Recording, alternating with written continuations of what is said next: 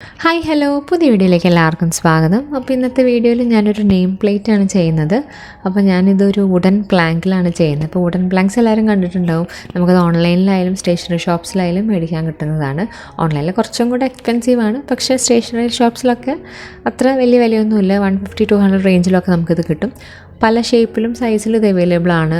വട്ടത്തിലുള്ളത്, oval ഷേപ്പിലുള്ളത്, അതുപോലെ rectangle ഷേപ്പിലുള്ളതൊക്കെ available ആണ്. അപ്പോൾ ഇങ്ങനത്തെ വുഡൻ പ്ലാങ്ക്സിൽ നമുക്ക് പെയിൻറ്റിങ്സ് ആയാലും ചെയ്യാം, എന്തെങ്കിലും റൈറ്റിങ്സ് ആയാലും ചെയ്യാവുന്നതാണ്.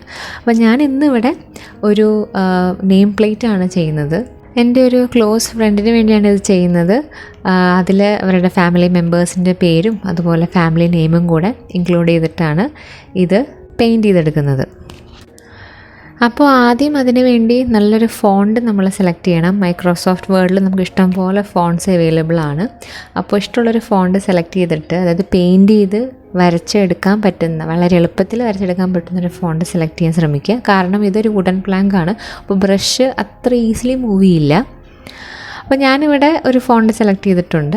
അപ്പോൾ അത് വെച്ചിട്ട് ഞാൻ ആദ്യം അതിനൊരു ഔട്ട്ലൈൻ വരച്ചുണ്ടാക്കുകയാണ്. അപ്പോൾ അതിന് വേണ്ടി കറക്റ്റ് മെഷർമെൻറ്റൊക്കെ എടുത്തിട്ട് വേണം വരയ്ക്കാൻ, അല്ലെങ്കിൽ കറക്റ്റ് ആൽഫബറ്റ്സ് എല്ലാം ആ ഒരു വുഡൻ പ്ലാങ്കിനുള്ളിൽ നമുക്ക് കൊള്ളിക്കണം. അപ്പോൾ അത് കറക്റ്റ് മെഷർമെൻറ്റൊക്കെ എടുത്തിട്ട് വേണം നമ്മൾ ഈ ആൽഫബറ്റ്സൊക്കെ ഔട്ട്ലൈൻ ചെയ്യാൻ. അതിന് ശേഷമാണ് നമ്മളിതിൽ പെയിൻറ്റ് ചെയ്യുന്നത്. അപ്പോൾ ഞാൻ പെൻസിൽ വെച്ചിട്ടാണ് മാർക്ക് ചെയ്യുന്നത്. വൺസ് എല്ലാം പെയിൻറ്റ് ചെയ്ത ശേഷം ബാക്കിയുള്ള മാർക്കിങ്സൊക്കെ നമുക്ക് ഒരു ഇറേസർ യൂസ് ചെയ്ത് മായ്ച്ച് കളയാവുന്നതേ ഉള്ളൂ. അതുപോലെ തന്നെ ആ വുഡൻ പ്ലാങ്കിൻ്റെ ബാക്ക് സൈഡിൽ അവരുടെ ഫാമിലിയുടെ പേര്, ഹസ്ബൻഡിൻ്റെയും വൈഫിൻ്റെയും പേര്, അതുപോലെ അവരുടെ കുഞ്ഞുങ്ങളുടെ പേരും ഞാൻ എഴുതി ചേർത്തിട്ടുണ്ട്. അപ്പോൾ ഇതും ഒരു ഫോണ്ട് സെലക്ട് ചെയ്തിട്ട് തന്നെയാണ് ചെയ്തിട്ടുള്ളത്. അതിന് ശേഷം നമുക്ക് ഇതിന് പെയിൻറ്റ് ചെയ്ത് കൊടുക്കാം. അപ്പോൾ ഞാനിവിടെ ബ്ലാക്ക് കളറാണ് യൂസ് ചെയ്യുന്നത്. അപ്പോൾ വുഡൻ പ്ലാങ്ക് ആയതുകൊണ്ട് തന്നെ നമുക്ക് അധികം വെള്ളം ആഡ് ചെയ്യാൻ പറ്റില്ല. കാരണം വെള്ളം ഞാൻ ആദ്യം കുറച്ച് ആഡ് ചെയ്തപ്പോൾ ചെറുതായിട്ട് ഈ കളറൊന്ന് പടരാൻ തുടങ്ങി. ആ ഒരു സർഫസിൽ ചെറുതായിട്ടൊന്ന് പടരുന്നതായിട്ട് കണ്ടു. അതുകൊണ്ട് ഞാൻ ഒട്ടും വെള്ളം ചേർക്കാതെയാണ് ഈ ഒരു വുഡൻ പ്ലാങ്കിൽ ഞാൻ ഇവരുടെ പേരൊക്കെ പെയിൻറ്റ് ചെയ്തെടുത്തിട്ടുള്ളത്. അപ്പോൾ അതിന് വേണ്ടി കഴിയുന്നതും തിന്നായിട്ടുള്ളൊരു ബ്രഷ് യൂസ് ചെയ്യുന്നതായിരിക്കും നല്ലത്. കാരണം ഈ ഫോണ്ടിന് അങ്ങനെയാണ് ആ ഫോണ്ടിൽ കാണുന്നത്. അതിൻ്റെ എഡ്ജസൊക്കെ ഭയങ്കര തിന്നാണ്. ഒരു മിഡിൽ പോർഷനിലൊക്കെയാണ് അതിൻ്റെ ഫോണ്ട് ഒന്ന് തിക്നെസ് കൂടുന്നത്. അപ്പോൾ അത് പ്രോപ്പറായിട്ട് ഫില്ല് ചെയ്യാൻ വേണ്ടി തിൻ ബ്രഷ് യൂസ് ചെയ്യുന്നതായിരിക്കും നല്ലത്. പിന്നെ ഇവരുടെ പേര് സാബു, റൈൻ എന്നൊക്കെയുള്ള പേര് വളരെ കമ്പാരിറ്റീവ്ലി ചെറുതായതുകൊണ്ട് നമുക്ക് അത്യാവശ്യം വലുപ്പത്തിൽ എഴുതാൻ പറ്റും. കാരണം ഓരോ പേരിൽ 4 അക്ഷരമല്ലേ ഉള്ളൂ. അപ്പോൾ നമുക്ക് അത്യാവശ്യം വലുപ്പത്തിൽ പെയിൻറ്റ് ചെയ്തെടുക്കാവുന്നതാണ്. അപ്പോൾ വലിയ പേരുള്ളവർക്കൊക്കെ കുറച്ചും കൂടെ സ്പേസൊക്കെ കണക്കാക്കിയിട്ടൊക്കെ വേണം ഇങ്ങനത്തെ ഒരു വുഡൻ പ്ലാങ്കിൽ ഏതൊരു നെയിം പ്ലേറ്റിൽ നമ്മൾ പെയിൻറ്റ് ചെയ്തെടുക്കുമ്പോൾ മെഷർമെൻറ്റ് എടുത്തിട്ട് വേണം വരയ്ക്കാൻ.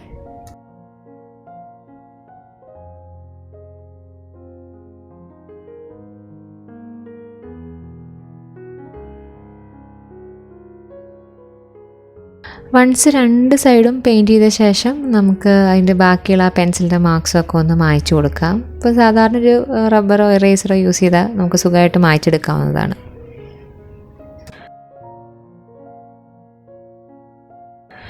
ഇനി നമുക്ക് കുറച്ചും കൂടി ഡീറ്റെയിൽസ് ആഡ് ചെയ്യാം. ഞാനിപ്പോൾ അവരുടെ 2 പേരുടെയും പേരിന് നടുക്ക് 2 ഹാർട്ട്സ് വരച്ചിട്ടുണ്ട്. അപ്പോൾ അത് ജസ്റ്റ് നല്ല ബ്രൈറ്റ് റെഡ് ഷെയ്ഡ് വെച്ചിട്ട് പെയിൻറ്റ് ചെയ്ത് കൊടുക്കുകയാണ്. ഇനിയുള്ള കാര്യങ്ങളൊക്കെ ഭയങ്കര എളുപ്പമാണ്. നമ്മൾ ജസ്റ്റ് കളേഴ്സ് ഫില്ല് ചെയ്ത് കൊടുക്കുന്നത് മാത്രമേ ഉള്ളൂ. പിന്നെ അതുപോലെ സ്പേസ് ഉണ്ടെങ്കിൽ ഇതിൻ്റെ ലെഫ്റ്റ് സൈഡിലോ അല്ലെങ്കിൽ റൈറ്റ് സൈഡിലോ നിങ്ങൾക്ക് കുറച്ച് ഫ്ലവേഴ്സിൻ്റെ ഡീറ്റെയിലിംഗ് ആഡ് ചെയ്യാവുന്നതാണ്. പിന്നെ കുട്ടികളെ സിംബലൈസ് ചെയ്യാൻ വേണ്ടി ഞാൻ ജസ്റ്റ് 2 സ്മൈലിയും കൂടെ ആഡ് ചെയ്തിട്ടുണ്ട്. അതൊക്കെ ഓപ്ഷണലാട്ടോ. നിങ്ങൾക്ക് നിങ്ങളുടെ ഐഡിയ അനുസരിച്ച് എങ്ങനെയാണെന്ന് വെച്ചാലും നിങ്ങളുടെ ഒരു ഇമാജിനേഷൻ അനുസരിച്ച് മാറ്റി ചെയ്യാവുന്നതാണ്. പിന്നെ സ്പേസ് ഉള്ളതുകൊണ്ടാട്ടോ ഇതൊക്കെ ചെയ്യുന്നത്. അപ്പോൾ വലിയ പേരുകളൊക്കെ ആണെങ്കിൽ ഇങ്ങനെ അധികം ഡീറ്റെയിൽസ് ഒന്നും ആഡ് ചെയ്യാനുള്ള സ്പേസ് ഉണ്ടാവില്ല. അപ്പോൾ ഇതിന് അത്യാവശ്യം സ്പേസ് ഉള്ളതുകൊണ്ടാണ് ഞാൻ ഇങ്ങനത്തെ കുറച്ച് കുഞ്ഞു ഡീറ്റെയിലിംഗ് ആഡ് ചെയ്യുന്നത്.